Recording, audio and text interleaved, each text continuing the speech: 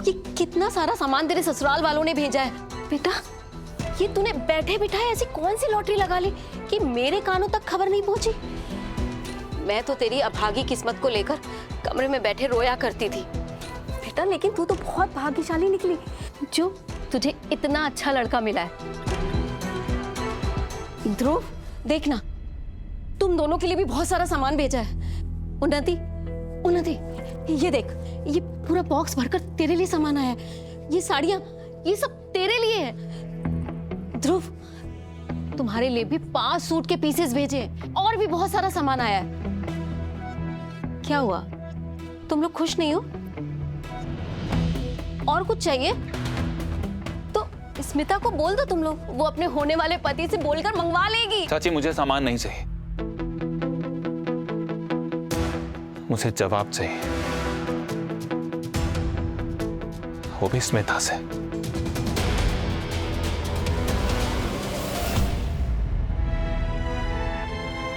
स्मिता, स्मिता मुझे लगा था हम वो भाई बहन है जो किसी से कुछ भी नहीं छुपाते हैं, लेकिन तूने इतना बड़ा फैसला ले लिया और मुझे बताना तक ठीक नहीं समझा। ये हम दोनों के बीच में चीजें छुपाना ये कब से होने लगा? स्मिता क्या बात है, मुझे बताएगी कुछ? प्लीज प्लीज बोलना। ऐसा कुछ भी नहीं है, तू बहुत ज्यादा सोच रहा है इस बारे में। मैं और एंडी बस एक दूसरे को पसंद करते हैं बहुत टाइम से, और हमारे मन में फीलिंग्स थी एक दूसरे के लिए। इट्स जस्ट दैट हम श्योर नहीं थे, और अब जब सब कुछ सही लग रहा है तो कर लिया ना डिसाइड। इसमें इतना क्या स्ट्रेस लेना है? अच्छा, अगर एंडी के लिए तेरे दिल में प्यार है, उसके लिए फीलिंग्स हैं, तो उस दिन इतना एक्साइटेड क्यों हुई थी जब हमारे घर में रिश्ता आया था तेरे लिए? और अगर तू एंडी को पसंद करती थी तो मुझे बताती ना, मैं जाता उनके घर में रिश्ता लेके कि हमारी स्मिता आपके एंडी को पसंद करती। लेकिन नहीं, तूने ऐसा बिल्कुल भी नहीं किया। स्मिता असलियत क्या है मुझे बता।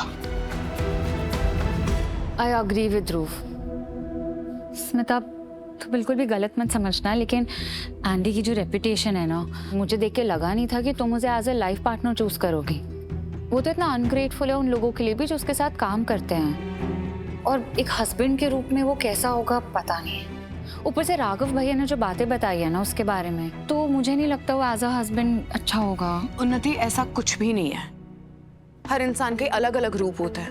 अब राघव जीजू भी तो जैसे बिजनेस पार्टनर वैसे लाइफ पार्टनर तो नहीं है ना, तो तुम एंडी को एक ही तराजू में कैसे तोल सकती हो? ध्रुव जैसे रेस्टोरेंट में बाकी सब लोगों के साथ है वैसा तुम्हारे साथ है क्या? तो तुम ये मान लो कि एंडी भी जैसे बाकी दुनिया के लिए वैसे मेरे लिए नहीं होगा। तो तुम यही मान लो कि वो मेरे लिए अच्छा है, इनफैक्ट परफेक्ट लाइफ पार्टनर है। स्मिता परफेक्ट जैसा कुछ भी नहीं होता। ध्रुव कहीं तुम्हें इस बात की जलन तो नहीं हो रही है कि स्मिता को इतना बड़े घर का रिश्ता मिल गया है? चाची आप कैसी बातें कर रही हैं? स्मिता बहन है मेरी, कोई पराई थोड़ी है। मैं अच्छा ही चाहूंगा ना स्मिता का। मैं तो बस इतना जानती हूँ कि जब तूने शादी की थी तो मेरी सहमति नहीं ली थी, तो आज जब मेरी बेटी की शादी हो रही है तो तुझे भी सवाल जवाब करने का हक नहीं बनता है।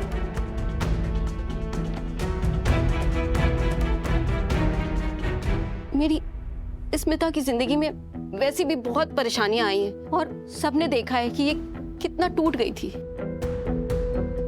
और आज जब भगवान ने मेरी सुन ली है और इतना अच्छा रिश्ता भेजा है इसके लिए, तो तुम दोनों अपने शक से इसकी खुशियों को क्यों छीनना चाहते हो? नहीं चाची जी, आप बिल्कुल गलत समझ रही हैं, ऐसा कुछ भी नहीं है।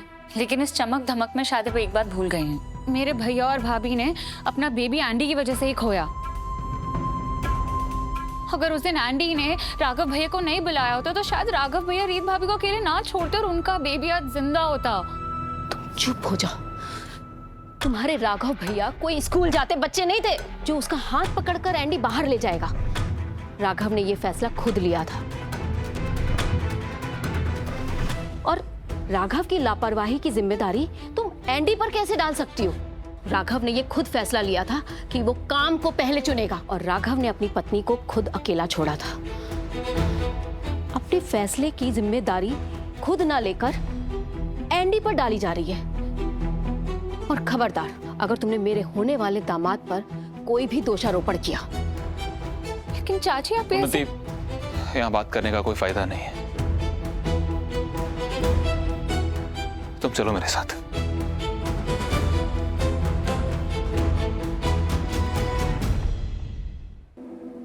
जी बिल्कुल, आप हमारे यहाँ आएंगी तो हमें बहुत अच्छा लगेगा। आपने हमारी कितनी खातिरदारी करी है, अब हमें भी तो कुछ मौका दीजिए आपकी खातिरदारी करने का। और आप जब आएंगी तो हमें बहुत अच्छा लगेगा। जी पक्का शाम को आप आ रहे हैं ना फिर? जी बिल्कुल, हम आपका इंतजार करेंगे।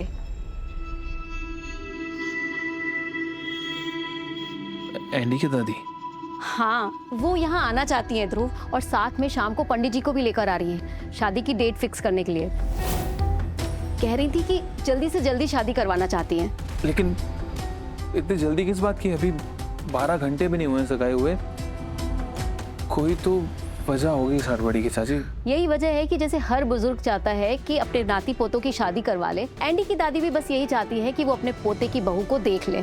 और सही भी है, ये सगाई और शादी के बीच में जो इतना लंबा गैप होता है ना, मुझे भी पसंद नहीं है।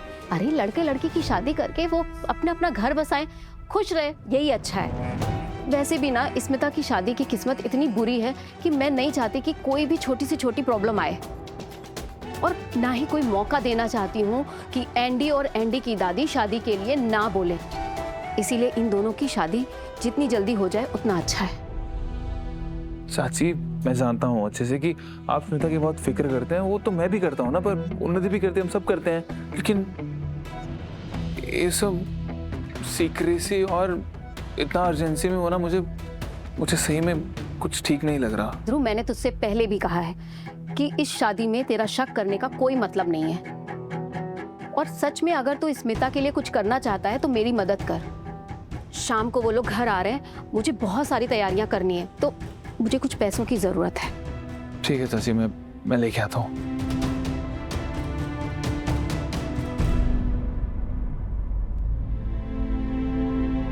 एक मिनट।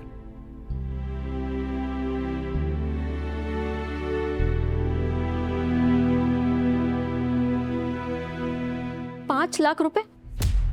लड़के को मुझे सोने की चेन देनी है, उसकी दादी के लिए सोने का सिक्का, साड़ियां खरीदनी है, बहुत सारे गिफ्ट्स खरीदने। 5 लाख रुपए में क्या होगा? लेकिन चाची, ये सब देने की क्या जरूरत है? कैसे जरूरत नहीं है?